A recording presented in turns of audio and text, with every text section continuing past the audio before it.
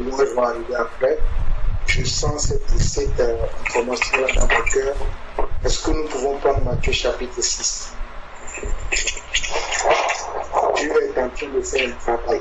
Je suis là. Matthieu chapitre 6.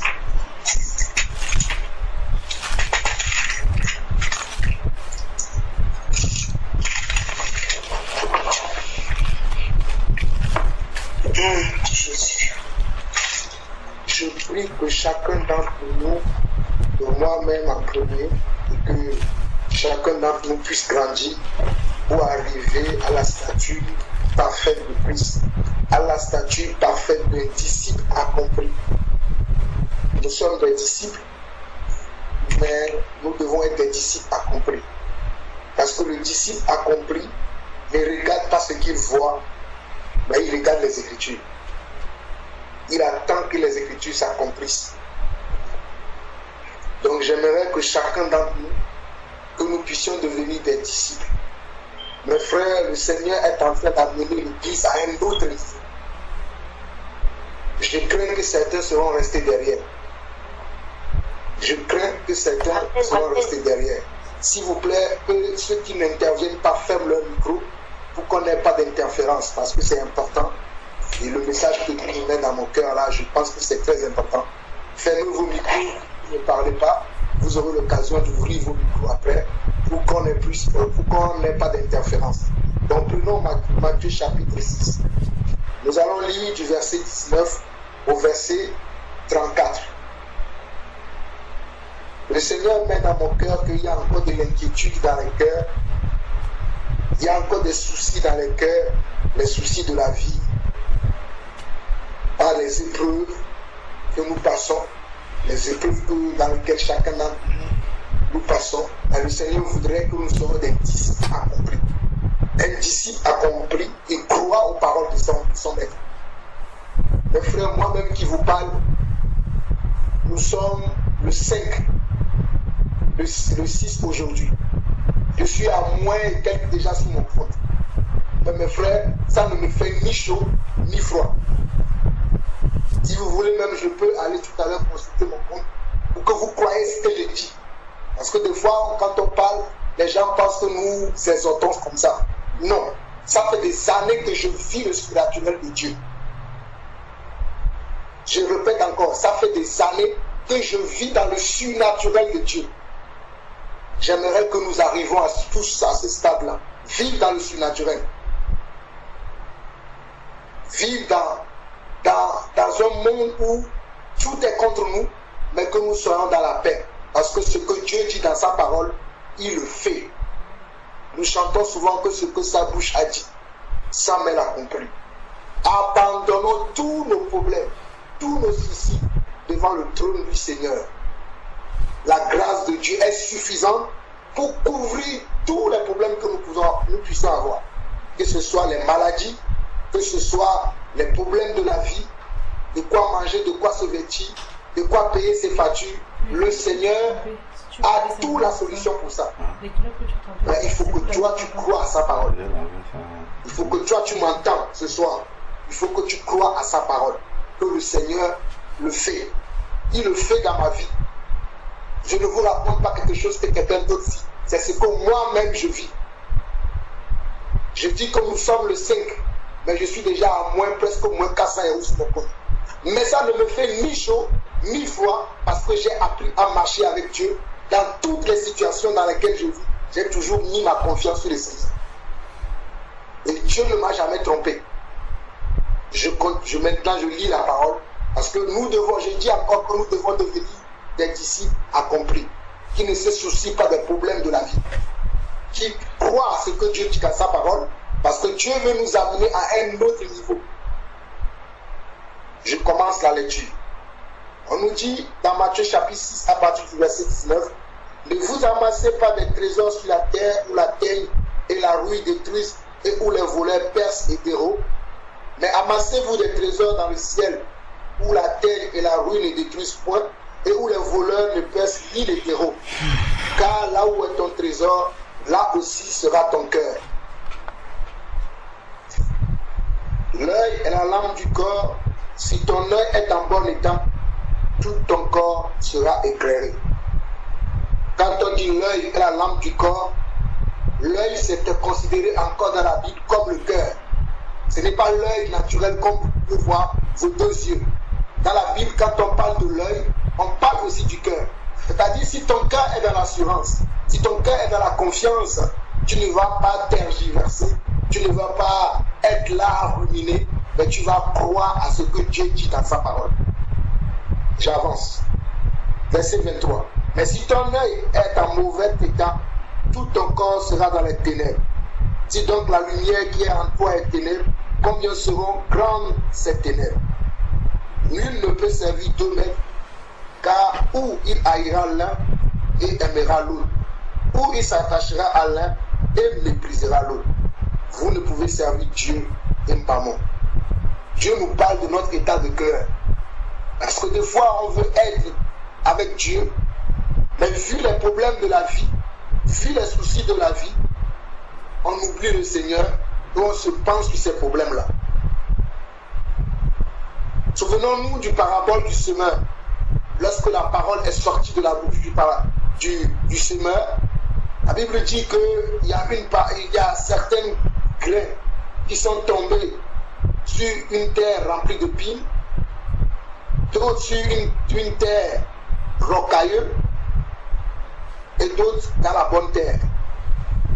Là où il y a les épines, la Bible l'interprète en disant que c'est les gens, lorsqu'ils entendent la parole, ils sont contents, ils sont joyeux, ils disent « Ah, cette parole est pour moi ». Mais lorsqu'il vient une tribulation, lorsqu'il vient une persécution, ils abandonnent cette parole. Et ils deviennent pires. De telle façon que même l'état dans lequel ils se retrouvent est pire que l'état dans lequel ils étaient avant même d'écouter la parole, avant de recevoir la parole qui vient de Dieu. La terre rocailleuse est considérée selon les Écritures, c'est la terre que lorsqu'elle entend même la parole, elle ne croit pas à cette parole-là. Elle ferme son cœur. Elle ne veut même pas l'accepter, cette parole. J'espère ici qu'au milieu de nous, qu'il n'y a que de bonnes terres. Je ne sais pas pourquoi Dieu me conduit à parler de ça, mais soyons vraiment de bonnes terres. Parce que Dieu veut faire des choses surnaturelles avec chacun d'entre nous. J'avance. Verset 25. Dans Matthieu chapitre 6. C'est pourquoi je vous dis, ne vous inquiétez pas pour votre vie, de ce que vous mangerez, ni pour votre corps, de quoi vous serez vêtus. La vie n'est-elle plus pas que la nourriture, et le corps plus que le vêtement? Regardez les oiseaux du ciel, ils ne sèment ni ne moissonnent, et ils n'amassent rien dans les greniers, et votre Père céleste les nourrit. Ne valez-vous pas beaucoup plus que qui de vous, par ses inquiétudes, peut ajouter une coudée à la durée de sa vie? Et pourquoi vous vous inquiétez au sujet du vêtement? Considérez comment croissent les lits des champs. Ils ne travaillent ni ne filent. Cependant, je vous dis que Salomon même, dans toute sa gloire, n'a pas été vêtu comme l'un d'eux. Si Dieu rêvait ainsi l'herbe des champs, qui existe aujourd'hui et qui demain sera jeté au four, ne vous vêtira-t-il pas à plus forte raison les gens de peu de foi? Ne vous inquiétez donc point et ne dites pas que mangerons-nous, que boirons-nous, de quoi serons-nous vêtus? Beaucoup d'entre nous se posent encore cette question. De quoi je serai vêtu demain? Mon contrat arrive à la fin. Qu'est-ce qui va arriver pour moi? Qu'est-ce que demain sera pour moi? On est là à penser à toutes ces choses. Oui, mon bailleur peut me chasser. Oui, parce que je n'ai pas encore payé le loyer, même du mois dernier, je ne l'ai pas encore payé. Oui, mon frigo est vide. Mes enfants sont en vacances, là ils vont manger beaucoup. Ils auront demandé du goûter, ils auront demandé ceci. C'est de ça qu'on nous parle ici. Verset 31, je le vais dire encore. Ne vous inquiétez donc point et ne dites pas que mangerons-nous, que boirons-nous, de quoi serons-nous vêtus? Verset 32. toutes ces choses, ce sont les païens qui les recherchent. Si quelqu'un parmi nous pense à comment il va manger, sa préoccupation, c'est la nourriture, c'est le vêtement, c'est ce qu'il va boire, c'est comment il va s'occuper des choses de cette terre. La Bible considère cette personne-là comme un païen. Ce n'est pas Jean-Paul Ausson qui le considère. C'est pour ça que je vous ai dit, moi j'aime les Écritures. Verset 32 dit, car toutes ces choses, ce sont les païens qui les recherchent. Votre Père Céleste sait que vous en avez besoin. Cherchez premièrement le royaume et la justice de Dieu, et toutes ces choses vous seront données par-dessus.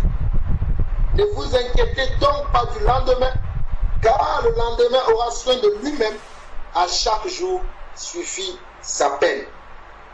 Je relis le verset 31 au verset 34. Ne vous inquiétez donc point et ne dites pas. Je ne sais pas si quelqu'un d'entre nous est en train de s'inquiéter. Qu'est-ce qui va se passer demain selon mon contrat, selon cet examen que je veux passer, selon ce voyage que je veux faire, selon ce projet que j'ai à cœur. Comment cela se fera-t-il? Moi, je ne me pose plus cette question-là. J'ai dépassé déjà ce niveau. Dieu pourvoira, moi je dis tout le temps. Je continue. Verset 32. Car toutes ces choses, ce sont les païens qui les recherchent. Ce sont les païens qui se posent des questions. Comment mangerons-nous? Comment est-ce que je serai guéri? Même la guérison est dedans. Nous savons tous que Jésus a pris à la croix, par ses maîtrisures, il a pris sur nous tous nos péchés afin que nous soyons guéris. Et moi-même qui vous parle, je suis un grand malade qui souffre du dos. Mais je ne regarde pas mon dos, je regarde à Christ. Donc, même la maladie est ici. Il y a certains qui se disent, oui, ça fait des années qu'on me dit, le Seigneur va me guérir, le Seigneur va faire ceci, mais je sens encore la douleur, ceci, cela. Tu t'inquiètes pour peu de choses, mon frère. Tu t'inquiètes pour peu de choses, ma soeur. Qu'est-ce que ta maladie devant Jésus-Christ? Qu'est-ce que ton loyer que tu n'as pas payé devant Jésus-Christ? À moins que tu sois quelqu'un qui ne sait pas gérer tes finances, que le Seigneur veut t'enseigner quelque chose. Mais si tu sais gérer tes finances et que tu te retrouves dans ces situations, le Seigneur sera glorifié. Crois-moi, c'est quelqu'un qui vit dans ça actuellement qui te parle. Moi, je suis considéré comme un fonctionnaire. Je suis payé le 25 de chaque mois. Nous sommes le 5 aujourd'hui. Mon salaire est déjà passé. Et je suis déjà à moins 300 et quelques euros quand j'ai consulté mon compte aujourd'hui. Mais cela ne me fait ni chaud, ni froid, parce que je sais que tout ce que j'ai fait, je l'ai fait dans l'œuvre du Seigneur. C'est dans l'œuvre du Seigneur que mon compte est parti comme ça. Tout ce que j'ai fait. Parce que je fais souvent des choses dont je ne parle pas. Ce n'est pas, je suis en train d'encourager quelqu'un. Tout ce que j'ai fait pour que je me retrouve dans cet état, c'est en faisant l'œuvre du Seigneur. Parce que même mon compte en banque ne m'appartient pas, il appartient au Seigneur. Mais généralement, nous, les enfants de Dieu, quand nous sommes dans cette situation, nous commençons à douter. Mes frères, cette semaine, je suis parti au travail. Certains d'entre vous savent que j'ai repris les études. Comme j'ai eu mon diplôme le mardi dernier, mes collègues ont organisé une fête pour moi. J'ai bien mangé. Ils m'ont offert une carte sur laquelle il y avait 170 euros. Aujourd'hui, quand je suis rentré à la maison, ma cuisinière avec laquelle on fait la cuisine, je sais que ça fait depuis des mois qu'il veut me lâcher. Je me suis dit, ah, quand je suis rentré aujourd'hui, j'ai vu ma cuisinière, on m'a donné une carte de 170 euros. C'est un cadeau qu'on m'a offert. Je vais aller acheter une cuisinière. Qui d'entre vous peut me dire aujourd'hui, si je vais dans les magasins là, si je peux trouver une cuisinière à 170 euros? Mais aujourd'hui, par la grâce de Dieu, Dieu a permis que je puisse trouver une cuisinière que j'ai vue. Ils ont mis ça, ils l'ont sorti, la cuisinière coûtait 449 euros. Ils l'ont mis à moitié prix parce qu'ils veulent vendre le modèle d'exposition. Je vous raconte ma vie, mes frères. Je n'ai pas honte de raconter ma vie. Et moi, j'ai dit, je veux le modèle d'exposition. Et j'ai demandé au vendeur que comme c'est le modèle d'exposition que je veux prendre, je veux que vous me baissez encore le prix. Parce que ça coûtait environ 199 € quand ils ont fait la moitié prix. Et tellement j'ai discuté, même ma femme qui était à côté de moi dit toujours toi. La dame a encore enlevé 10 € et je suis parti avec la cuisinière à 189 €. Neuf. Mais sauf que c'est un modèle d'exposition. Moi, c'est bon pour Jean-Paul Lawson. Si ça peut m'aider à brûler 2 merguez, à brûler deux cuisses de poulet, gloire à Dieu. Et j'ai eu encore l'occasion de prendre un nouveau micro-ondes aussi, que j'ai acheté à 60 €. Toujours avec ce chèque-là, j'ai complété avec ma carte. Ne me souciez pas que non, il n'y a pas d'argent, mais je sais que mon compte est géré par le roi des rois. Amen. Je veux dire à quelqu'un aujourd'hui, je ne sais pas quelle épreuve tu traverses. Je ne sais pas dans quelle situation tu te trouves. Mais le Dieu que nous servons est un grand Dieu. Et mes frères, quand je dis ça, ce n'est pas que quelqu'un m'envoie un chèque. Hein. Je ne prendrai pas. Je vous le dis déjà. Ce n'est pas que j'ai dit ça pour que quelqu'un puisse avoir pitié de moi. Je vous dis la vérité. Je ne prendrai pas, mais je connais le Dieu que je sers. Si j'ai donné ce témoignage, c'est pour vous montrer à quel point je marche avec Dieu, que j'ai confiance à ce Dieu, que je ne doute de rien. J'ai vécu dans des situations plus difficiles, mais Dieu m'a toujours soutenu. Et je connais le Dieu que je sers. Si quelqu'un m'envoie un chèque, m'envoie quelque chose, je le dis déjà, je ne prendrai pas. Je n'ai pas dit ça pour que vous ayez pitié de moi. Mais parce que le Seigneur me conduit à vous parler de cela, parce que nous devons vivre dans le surnaturel de Dieu. Et si, je l'ai bien dit que si mon compte se retrouve dans cette situation, parce que j'ai mis mon compte à la disposition du Seigneur. Comprenez ce que je suis en train de dire. Que Dieu vous bénisse.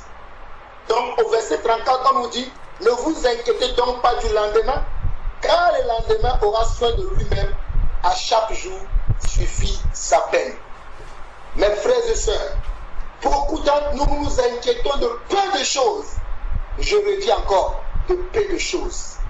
Si vous pouvez savoir le Dieu que nous servons, si vous pouvez connaître sa puissance, sa longanimité, sa force, sa capacité, vous ne douterez en rien du Seigneur. Dieu est sur le point de faire de grandes choses dans notre vie. Et nous sommes là.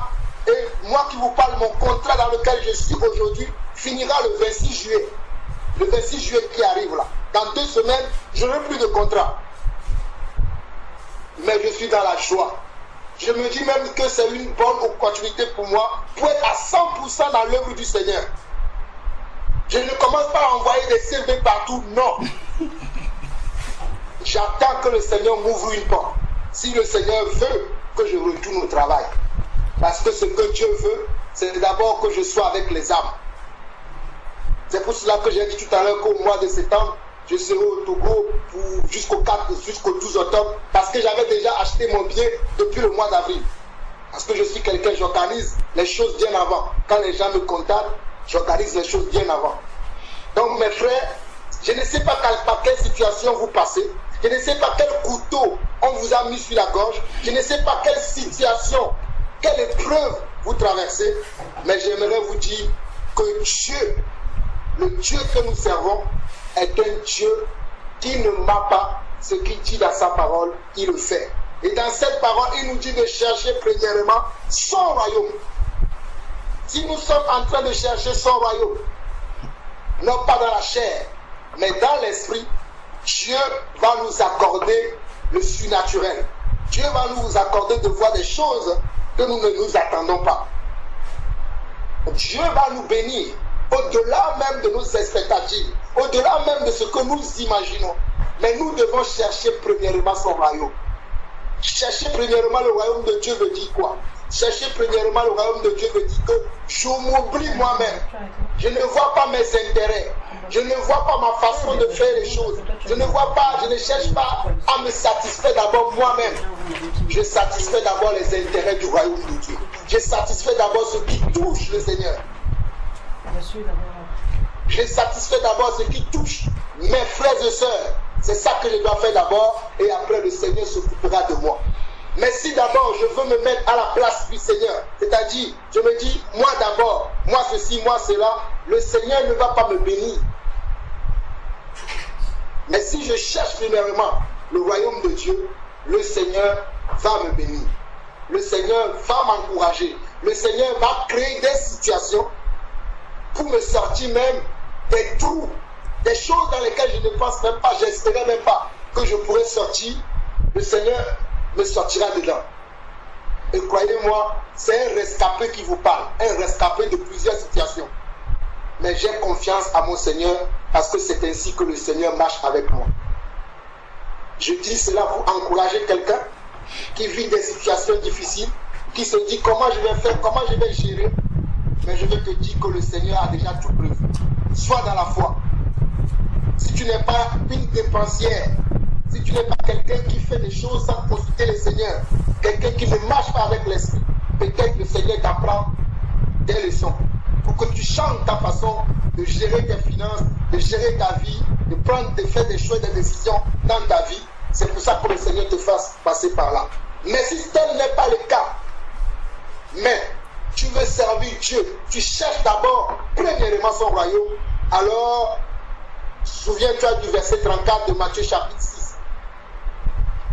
Si tu sais que toi tu n'es pas en train de faire ton affaire à toi, mais c'est le royaume que tu cherches d'abord, que ce verset 34 là, écris-le même si tu veux, partout dans ta maison, pour le voir tout le temps, afin que ça te parle. Et le Seigneur agira certainement dans ton cœur. Que Dieu nous bénisse. Je continue avec une autre petite exhortation, selon que le Seigneur me permet rapidement, je ne vais pas trop tarder. Je sais qu'avant que Jésus ne parte au ciel, il nous a promis de nous donner le Saint-Esprit. Il nous a promis que le Saint-Esprit sera avec nous jusqu'à la fin du monde et que le Saint-Esprit serait la personne qui va nous aider à marcher comme lui. Je suis quelqu'un, j'aime beaucoup l'Esprit. J'aime beaucoup marcher avec l'Esprit. Ces derniers temps, vous allez m'entendre beaucoup parler de l'Esprit. Parce que sans l'Esprit, il nous sera impossible de marcher avec Dieu. Donc quand nous voyons dans Luc, chapitre 7, le verset 21 au verset 22, le temps que j'ouvre cette partie-là, vous allez voir que l'Esprit de Dieu, c'est comme une onction sur notre vie. Lorsque nous avons le Saint-Esprit, nous sommes remplis de l'onction de Dieu. Nous pouvons faire bouger des montagnes. Nous pouvons faire sauter des ponts. Parce que nous avons comment la puissance de Dieu, l'onction de Dieu, c'est le Saint-Esprit. Donc dans la Luc 7, verset 21, on nous dit, parce que là Jésus faisait des miracles, verset 21, verset 22, on nous dit, à l'heure même Jésus guérit plusieurs personnes de maladies, d'infirmité et d'esprits malins, et il rendit la vie à plusieurs aveugles. Et il leur répondit, allez apporter à Jean ce que vous avez vu et entendu. Les aveugles voient, les boiteux marchent, les lépreux sont purifiés, les sourds entendent, les morts ressuscitent, la bonne nouvelle est annoncée aux pauvres. Dans Jean 20, le verset 30,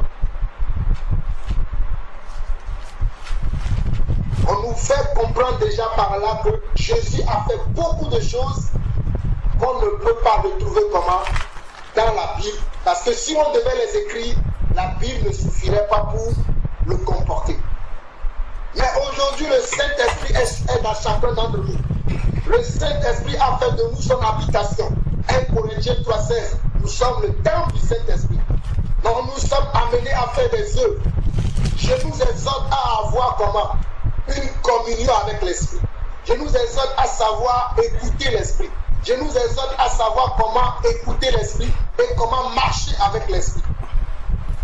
C'est alors que nous pouvons avoir du succès, du triomphe et de la victoire.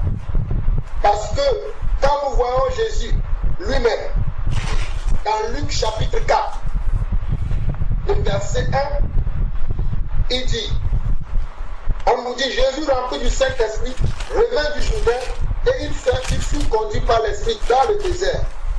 Le verset 14, on nous dit, Jésus revêtu de la puissance de l'Esprit, retourna en Galilée, et sa renommée se répandit dans tous les pays d'alentour.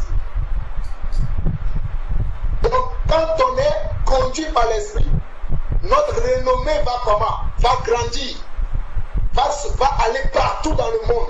Parce que nous sommes conduits par l'Esprit et nous avons fait des œuvres de l'Esprit que le monde entier va entendre parler de nous. Nous sommes des petits Jésus. Mais pour être de véritables petits Jésus, il faut que nous apprenions à marcher avec la personne que Jésus nous a laissée, qui est le Saint-Esprit. Dans Luc chapitre 4, le verset 17 au verset 19, on nous dit ceci. Et on lui remit le livre du prophète Ésaïe. L'ayant déroulé, il trouva l'endroit où il était écrit. Ce n'est pas anodin que Jésus trouve l'endroit dans la parole de Dieu où il est écrit ceci. L'Esprit du Seigneur est sur moi, parce qu'il m'a oint pour annoncer une bonne nouvelle aux pauvres. Il m'a envoyé pour guérir ceux qui ont le cœur brisé, pour proclamer aux captifs la délivrance et aux aveugles le recouvrement de la vie, pour renvoyer libres les opprimés, pour publier une année de grâce du Seigneur. Vous pensez que c'est anodin, ces choses-là qui sont écrites, que lorsque Jésus va prendre le livre, la partie où il va lire, il a dit l'Esprit du Seigneur est sur moi. Nous devons rechercher l'Esprit que toute chose aujourd'hui. Parce que sans l'Esprit, il nous sera impossible de faire les œuvres de Dieu. Sans la marche avec l'Esprit, sans l'écoute de l'Esprit, il nous sera impossible de faire les œuvres de Dieu aujourd'hui. Et nous savons que Jésus, lorsqu'il quittait la terre, il nous a promis, selon Jean 14, le verset 7 au verset 18, qu'il nous enverra comment? Un consolateur. Nous tous, nous avons le consolateur aujourd'hui. Mais est-ce que nous connaissons que le consolateur habite en nous? Sommes-nous conscients de la présence du consolateur en nous? Nous, est-ce que nous l'écoutons? Soumettons-nous nos vies entre ses mains? Jean 14, verset 16 à 18 dit ceci. Je moi de prier que le Père, et il vous donnera un autre consolateur, afin qu'il demeure éternellement avec vous. L'esprit de vérité que le monde ne peut recevoir, parce qu'il ne le voit point, ne le connaît point. Mais vous, vous le connaissez, car il demeure avec vous et il sera en vous. Je ne vous laisserai pas orphelin, je viendrai à vous. Il dit ça encore. Le Seigneur, il ne nous a pas laissés orphelins. Il est venu, c'est ce que le frère Alain nous a dit dès le départ. Aujourd'hui, c'est le frère qui nous a donné la cadence dans laquelle nous devons aller aujourd'hui. Il a parlé de Actes chapitre 2, l'effusion de l'Esprit sur les apôtres. Lorsque les apôtres ont reçu l'Esprit, leurs vies ont complètement changé. Ils n'ont plus jamais été les personnes qu'ils étaient avant. Nous disons que nous avons l'Esprit, mais comment se fait-il que nos vies ne changent pas?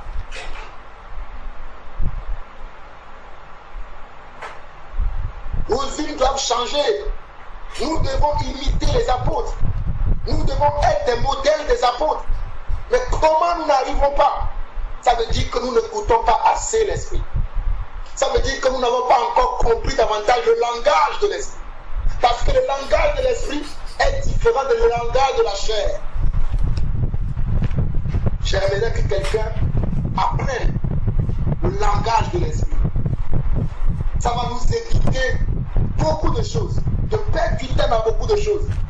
Moi, j'ai tellement perdu du temps qu'aujourd'hui, je rends grâce à Dieu que je travaille pour grandir dans cette marche de l'Esprit, pour ne plus perdre du temps.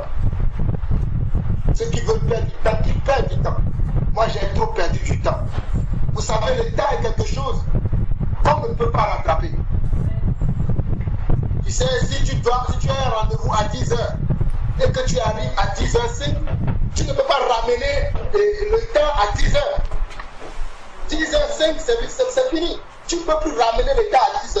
Tu as raté le 10 h, tu l'as raté. C'est la même chose avec l'Esprit. Lorsque l'Esprit veut nous diriger, nous devons être capables de se positionner là où l'Esprit veut nous placer.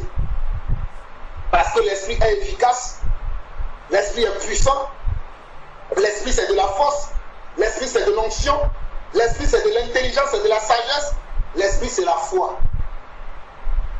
Jean 16, verset 7 nous dit, Jésus parla encore, cependant je vous dis la vérité, il vous est avantageux que je m'en aille, Car si je ne m'en vais pas, le consolateur ne viendra pas vers vous.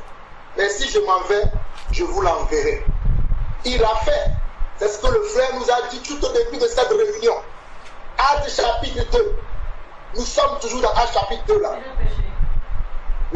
Jésus est parti. Il a envoyé le consolateur. Il a invité le monde entier pour que le monde entier soit au courant que mon consolateur est maintenant parmi mes enfants. Il est en eux, il est sur eux, il est avec eux. Et aujourd'hui, ce même consolateur est dans ta vie, il est dans ma vie. Mais que faisons-nous avec? Mon hésitation, c'est simple. Que faisons-nous avec le consolateur qui est dans notre vie? Parce que le consolateur n'est pas venu dans notre vie pour que je puisse dire que oui, je suis rempli de l'esprit et puis c'est bon. Non. Pour que je puisse prier en langue et puis c'est bon. Non. Il est dans ma vie pour quelque chose. Pour que je sois un modèle parfait de Christ. Je ne dis pas que moi je suis arrivé, mais le Seigneur m'a révélé ces choses-là, que je dois travailler encore dessus. Et je travaille. Et pendant que je travaille, je partage avec vous afin que nous soyons au même niveau. Ne croyez pas que Jean-Paul Lawson est arrivé. Je suis en train de travailler ma vie afin d'être au même diapason avec l'esprit.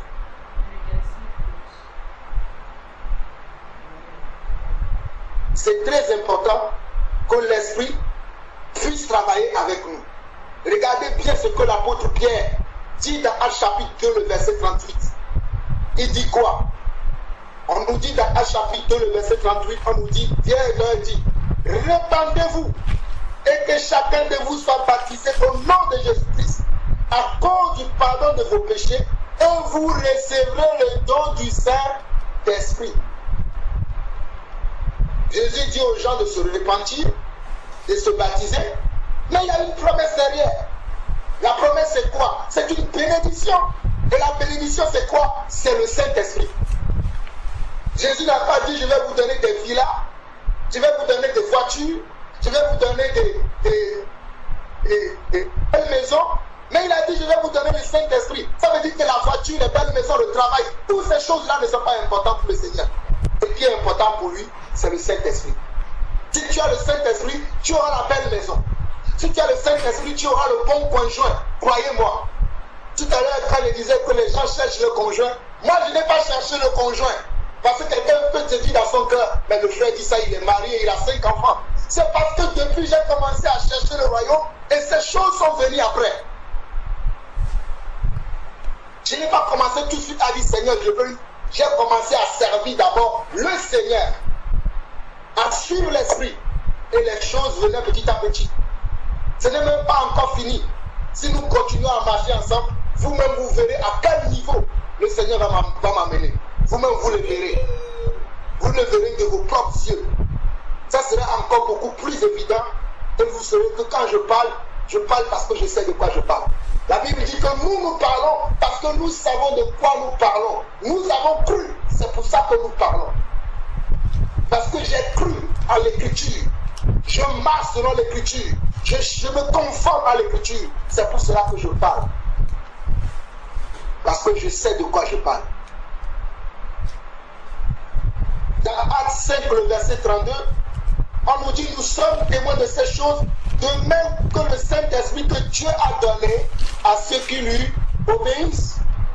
Nous disons que nous obéissons à Dieu. Donc ceux qui obéissent à Dieu ont le Saint-Esprit. Ce n'est pas Jean-Paul Lawson qui le dit, c'est la parole, les Écritures qui le dit. Toi mon frère, toi ma soeur qui doute encore que tu n'as pas le Saint-Esprit, sache ce soir que si tu obéis à Dieu, le Seigneur t'a donné l'Esprit. Maintenant, il faut apprendre à l'écouter. Il faut apprendre à savoir marcher avec lui. Lorsque vous voulez acheter une voiture, ou bien lorsqu'on vous a donné, je vais prendre l'exemple que lorsqu'on vous a offert une voiture, si vous n'avez pas de permis, qu'est-ce que vous allez faire? Vous allez passer le permis. Si vous ne connaissez pas le code, vous allez apprendre le code pour pouvoir utiliser la voiture. C'est la même chose que l'esprit. Dieu vous a donné maintenant l'esprit. Apprenez maintenant le code de l'esprit, le permis de l'esprit, pour marcher avec l'esprit. C'est très important. Nous devons communier avec l'esprit. La communion avec l'esprit va nous éviter beaucoup beaucoup d'erreurs, beaucoup de dégâts, beaucoup de discussions inutiles, beaucoup de tracasseries, beaucoup de choses que les gens font. Si toi tu marches avec l'esprit, tu vas éviter ces choses. Jean 16, le verset 13 au verset 15. Celui qui veut savoir l'esprit, je vous en conjure, lisez beaucoup le livre de Jean, les épîtres de Jean et les livres des Actes des Apôtres. Vous allez voir que c'est le livre de l'esprit. Je précise encore, le livre de Jean, le livre des Actes des Apôtres, vous allez voir que c'est le livre de l'esprit. On nous dit dans Jean 16, le verset 13 au verset 15, on nous dit quand le consolateur sera venu, l'esprit de vérité, il vous conduira dans toute la vérité, car il ne parlera pas de lui-même, mais il dira tout ce qu'il aura entendu et il vous annoncera les choses à venir. Il me glorifiera parce qu'il prendra de ce qui est à moi et vous l'annoncera. Tout ce que le Père a est à moi. C'est pourquoi j'ai dit qu'il prend ce qui est à moi et il vous l'annoncera. Et moi je prierai le Père et il vous donnera un autre consolateur afin qu'il demeure éternellement avec vous. C'est juste Jean 14, le verset 16. Mais vous avez vu que Jean 16 plutôt, le verset 13 au verset 14, c'est tout à la fin. On nous dit tout ce que le Père a est à moi. C'est pourquoi j'ai dit qu'il prend de ce qui est à moi et vous l'annoncera. Donc l'Esprit, quand il est à nous, il est à nous pour nous annoncer les choses qui sont au Seigneur. Il est à nous pour nous montrer les voies du Seigneur. Il est à nous pour nous montrer les chemins par lesquels le Seigneur est passé.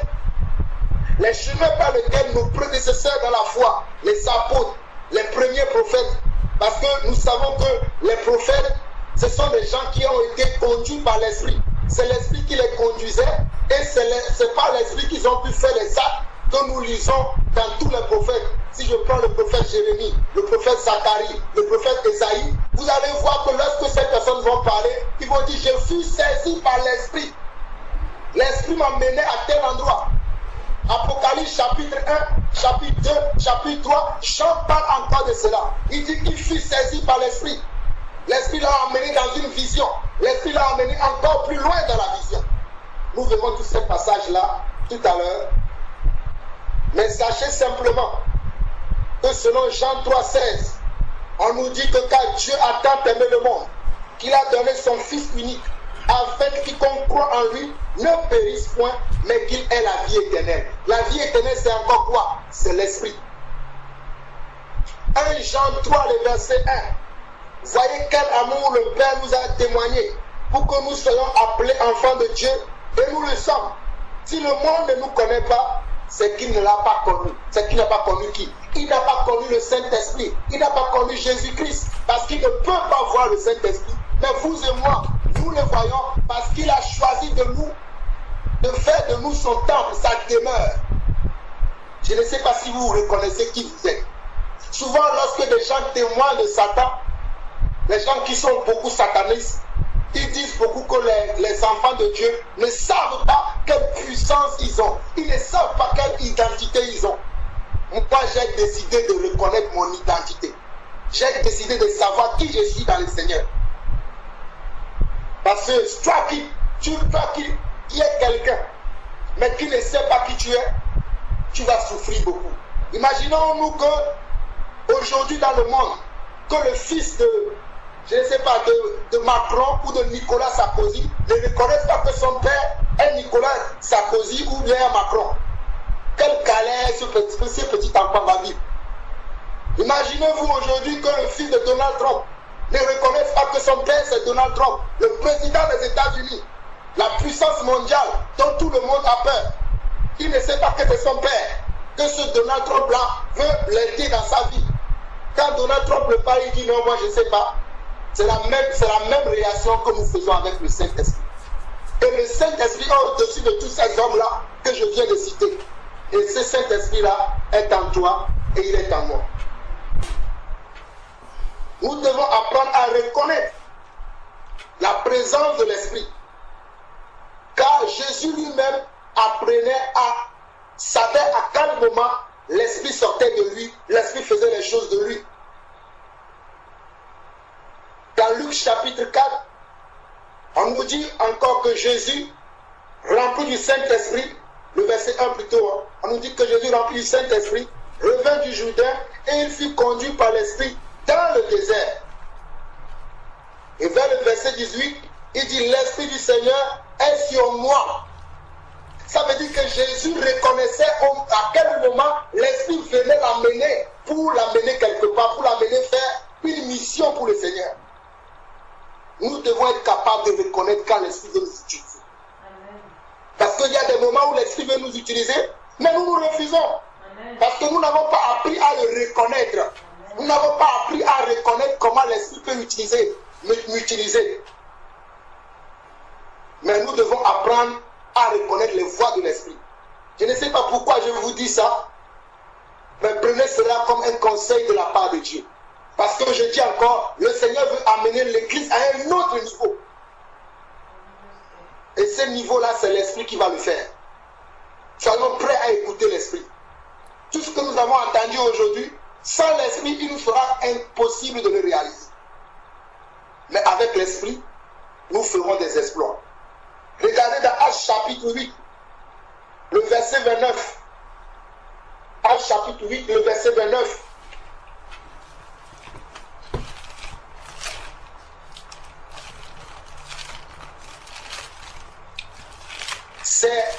On nous parle de Philippe. Philippe est un homme qui a appris à reconnaître la voix de l'Esprit.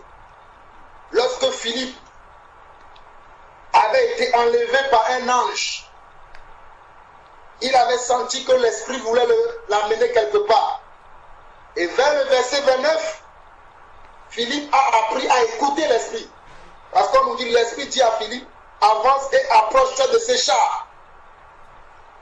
Regardez bien, l'Esprit dit à Philippe, si Philippe n'a pas appris à écouter l'Esprit, si Philippe ne connaît pas le langage de l'Esprit, lorsque l'Esprit va nous dire, approche-toi de ces chars, il va être là, il va faire chez Karababa, mais c'est l'Esprit qui lui parle. Nous, les chrétiens d'aujourd'hui, nous sommes beaucoup plus dans les chez Karababa, mais nous n'écoutons pas l'Esprit. Voyez-moi, je fais beaucoup plus du chez Karababa, beaucoup plus que chacun, beaucoup plus que certains d'entre vous. Mais je sais aussi écouter l'Esprit. J'aime louer, mais je sais aussi écouter l'Esprit. J'aime prier, mais je sais aussi écouter l'Esprit. Souvenons-nous de ce que notre frère nous a dit dès le départ. Les gens sont dans la présence de Dieu, ils veulent rester dans la présence de Dieu. Non, dans la présence de Dieu, l'Esprit va te parler. Mais il va t'amener à accomplir des actions concrètes.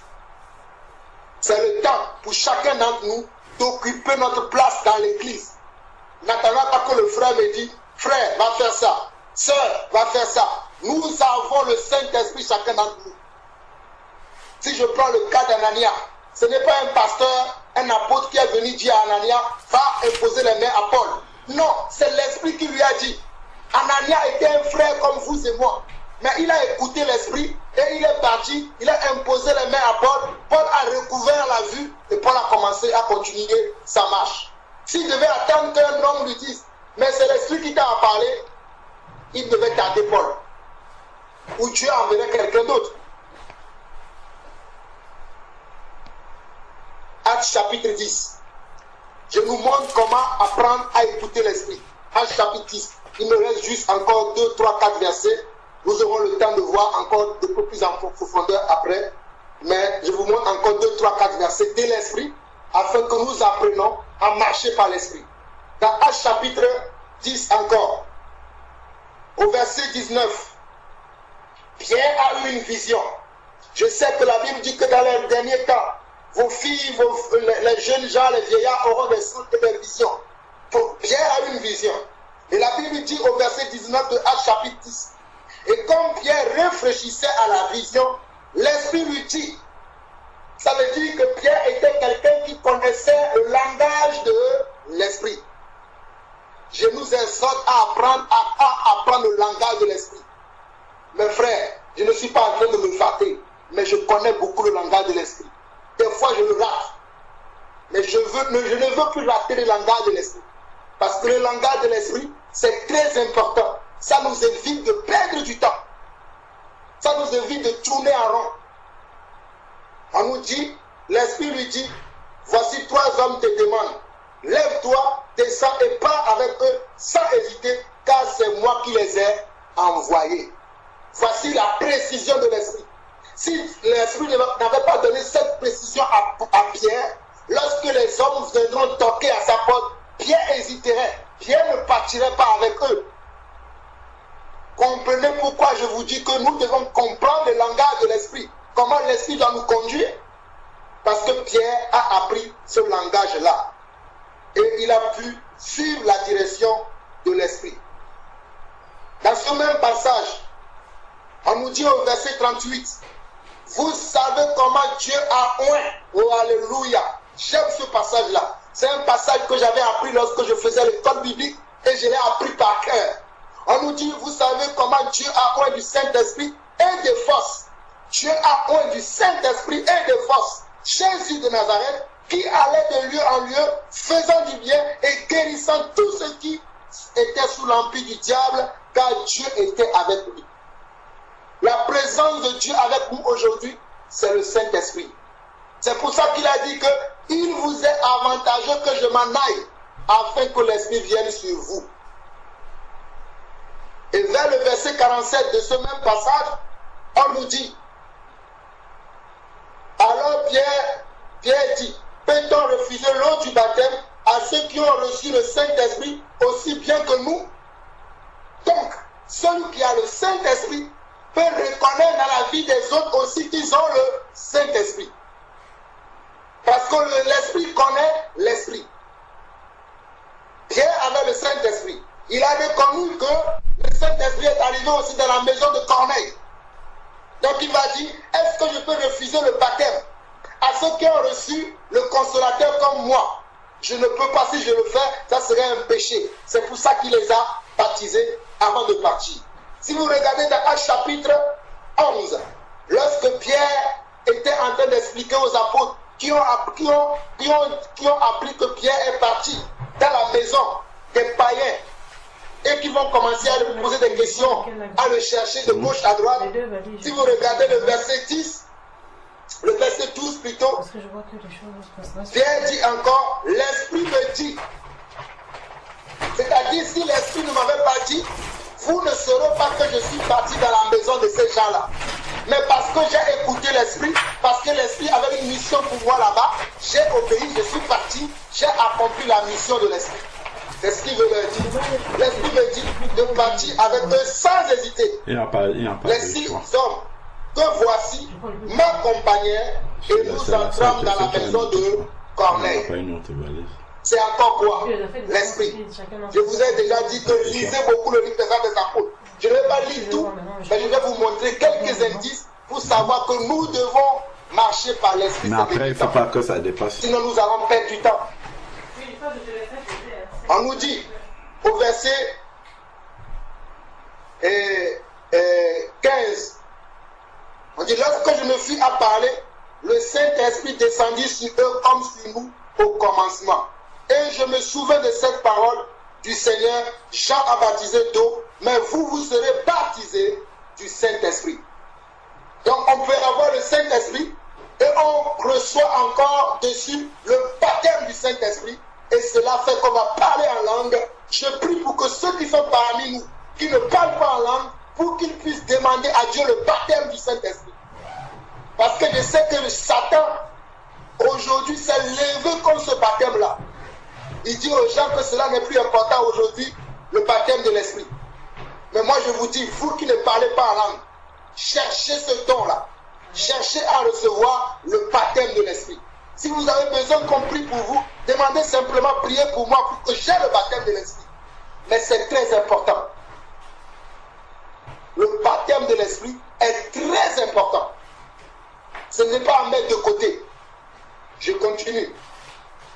Au verset 24, toujours du même passage, on nous dit qu'il y a un homme qu'on avait pris, et cet homme-là, on nous dit que c'était un homme de bien, plein d'esprit saint et de foi, et une foule à ce homme se joignit au Seigneur. On nous parle de qui ici? On nous parle de Barnabas. Barnabas était un homme de comment? D'esprit saint et de foi. Il avait le Saint-Esprit en lui. Et il est rempli de foi. Celui qui a le Saint-Esprit, il va être rempli aussi de foi. Peut-être pas au même niveau que le Seigneur, mais au fur et à mesure que tu vas marcher avec le Seigneur, ta foi va grandir. Et si tu continues, tu persévères, cela pourrait même dépasser les apôtres. Et même dépasser les œuvres que Jésus a accomplies. Parce que Jésus lui-même, il a dit, si quelqu'un croit en moi, il fera même de plus grandes œuvres que ce que moi, j'aurais fait. Dans Actes chapitre 13, on nous dit au verset 2, pendant qu'ils servaient le Seigneur dans leur ministère et qu'ils jeûnaient, le Saint-Esprit dit, mettez-moi à part Barnabas et Saul pour l'œuvre à laquelle je les ai appelés. Encore le Saint-Esprit qui parle encore aux apôtres, mettez-moi ces deux personnes-là à part parce que j'ai pour eux une mission spéciale.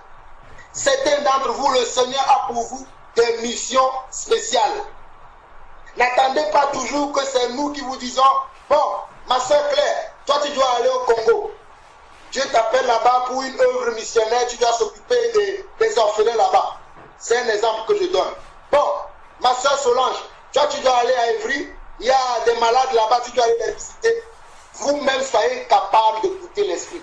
Moi je n'attends pas qu'un frère me dise va faire. Je suis capable d'écouter l'esprit moi-même, savoir dans quelle direction je dois aller et dans quelle direction je ne dois pas aller. Parce que l'esprit peut nous empêcher aussi de ne pas aller dans certaines directions. L'esprit ne nous conduit pas qu'à faire des choses. Il nous empêche aussi de ne pas faire certaines choses. Je répète encore, l'esprit peut nous conduire à faire des choses, mais il peut nous empêcher aussi parce que nous voulons faire certaines choses. L'esprit va nous dire non, ne fais pas ça. Vous voulez la preuve? Je vais vous le montrer. Dans Actes chapitre 16, le verset 6. On nous dit, ayant été empêché par le Saint-Esprit d'annoncer la parole dans l'Asie, il traversait la Phrygie et le pays de la Galatie. Je continue. Arrivé près de la Mysie, il se disposait à entrer à Bithynie, mais l'Esprit de Jésus ne leur permit pas. C'est encore qui? C'est le Saint-Esprit. Il y a des fois où je veux me lever pour aller annoncer l'évangile. Mais le Seigneur me dit, reste dans la maison, prends ta Bible, je vais t'enseigner. J'obéis. Il y a des fois j'ai envie de rendre visite à des gens. Le Seigneur me dit, non, aujourd'hui tu ne rendras pas visite, tu vas aider ton épouse à la maison. Je reste au pied du Seigneur, je fais ce qu'il me demande. C'est ça, apprendre à écouter l'Esprit, à marcher avec l'Esprit. Un dernier passage, et je vais m'arrêter là. Il y a tellement beaucoup de passages, mes frères. On peut passer toute la nuit rien qu'à parler de l'Esprit. Et croyez-moi, je peux vous montrer plusieurs passages de l'Esprit. Mais le but, ce n'est pas de vous montrer les passages. C'est de vous inciter à rechercher. C'est de vous exhorter, vous encourager à rechercher cette marche par l'Esprit. Le dernier passage que j'aimerais vous donner par rapport à l'Esprit, c'est dans Actes chapitre 13, nous allons prendre le verset 9 au verset 10. Non, on peut lire même jusqu'au verset 11. Je vous disais tout à l'heure que l'Esprit va permettre qu'on soit surnaturel. Moi, je ne veux plus être naturel. Mes frères, c'est pour ça que des fois, vous allez me voir, je suis bizarre. Parce que l'Esprit, des fois, me révèle des choses. Et vous allez me voir, je peux être là, vous allez regarder mon visage, parce que je suis en train de combattre, même dans l'Esprit. Quelqu'un qui est conduit par l'Esprit est bizarre, ce n'est pas moi qui le dis. Allez lire Jean chapitre 4. On dit que celui qui est conduit par l'Esprit, il ne sait pas d'où il vient et il ne sait pas là où il va. Moi, c'est ce que je veux être. J'espère que vous aussi, vous voulez la même chose. Mais moi, c'est ce que je veux être. Je ne veux pas définir que je vais aller là. Je sais que je vais au ciel. Ça, je le sais clairement. Mais je veux marcher par l'Esprit tous les jours de ma vie. Chaque minute, chaque seconde qui passe, je ne veux pas rater la marche par l'Esprit. Je continue. On nous dit ici que alors Saul appelait aussi Paul rempli du Saint-Esprit dans le contexte ici, Paul était en train d'exhorter un homme pour que cet homme-là vienne à la foi. Mais il y avait un certain Élymas le magicien qui troublait la prédication de Paul. Faites attention, vous qui troublez la prédication des serviteurs de Dieu. Parce que lorsqu'un serviteur de Dieu est rempli de l'esprit, s'il parle ce qu'il dit, ça va vous arriver. Nous avons la preuve ici. Je ne suis pas en train d'intimider quelqu'un. Comprenez ce que je suis en train de dire. Quelqu'un va dire, ah, Jean-Paul a dit maintenant. Non. Que Satan ne vous interprète pas mal ce que je suis en train de vous communiquer. Je dis simplement que faisons attention de ne pas combattre l'œuvre de Dieu. On peut combattre l'œuvre de Dieu par nos comportements, par nos manières de parler, par nos ruminiments. Il y a certains parmi nous qui ruminent. Ne ruminons pas. Parce que l'esprit peut conduire quelqu'un en train de faire quelque chose. Moi, je vais être là, je vais ruminer. Arrêtons de ruminer. Laissons Dieu faire son travail. Je continue. On nous dit donc, Paul va voir que cet homme-là l'empêche de faire l'œuvre de Dieu. À un moment donné, il va être rempli par l'esprit. Parce que l'esprit va voir que cet homme-là cache l'œuvre de Dieu. Et il va utiliser son serviteur. Parce que Paul était serviteur de l'esprit. Il va utiliser le serviteur et Paul va dire ceci. Dans Actes chapitre 13, verset 9. Alors Saul, appelé aussi Paul, rempli du Saint-Esprit. Si Paul n'était pas rempli du Saint-Esprit, il ne pourrait pas faire ce qui va suivre là. Fixa les regards sur lui et dit, homme plein de tout espèce de ruse et de fraude. Qu'est-ce qui lui a révélé cela? L'Esprit. L'Esprit lui a dit, cet homme-là, il est rempli de fraude, de toute espèce de ruse. Maintenant, tu vas le bloquer. Et ce que je lis ici, là, je l'ai déjà expérimenté. En train de prêcher, je vois les gens et l'Esprit me dit, tu vas dire ça. Je l'ai dit, les personnes se sont tues. Je ne parle pas de ce que je n'ai pas vécu. J'ai vécu ça déjà. Homme plein de toute espèce de ruse et de fraude, fils du diable, ennemi de toute justice, ne cesseras-tu point de pervertir les voies droites du Seigneur? Maintenant, voici la main du Seigneur est sur toi. Tu seras aveugle et pointant, tu ne verras pas le soleil. Aussitôt, l'obscurité et les ténèbres tombèrent sur lui, et il cherchait en tâtonnant des personnes pour le guider. Amen. Mes frères, que celui qui a des oreilles pour entendre, entende. J'en ai fini. Gloire à Dieu. Amen.